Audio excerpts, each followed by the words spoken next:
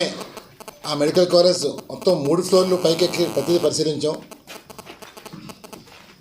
ఒక అద్భుతమైన ఈ ప్రాంతం డెవలప్ అవ్వాల్సిన ఈ ప్రాంతాన్ని ఇలా వెనకబడి చేస్తున్నారంటే మన ప్రభుత్వాన్ని ఏమన్నా నాకు అర్థం కావట్లే.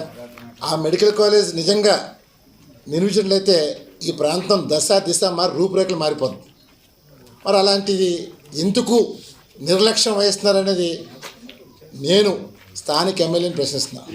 ఈరోజు నర్సీపట్నం నుంచి విశాఖపట్నం వెళ్ళాలంటే దగ్గర 95-100 కిలోమీటర్ల దూరంలో కేజీహెచ్కి వెళ్ళి ప్రాణం ఉంటుందని అడుగుతున్నాను. ఈ నర్సీపట్నం మెడికల్ కాలేజీని ప్రారంభించాలి. ఎందుకంటే అక్కడ స్టీల్ అంతా బ్రహ్మాండంగా ఉంది, ఏం పాడవలేదు. నిజంగా ప్రభుత్వం చిత్తశుద్ధి ఉంటే వెంటనే స్టార్ట్ చేయని చెప్పి తెలుగు డిమాండ్ చేస్తాను. ఇంకోటి కూడా మధ్య నడుస్తుంది.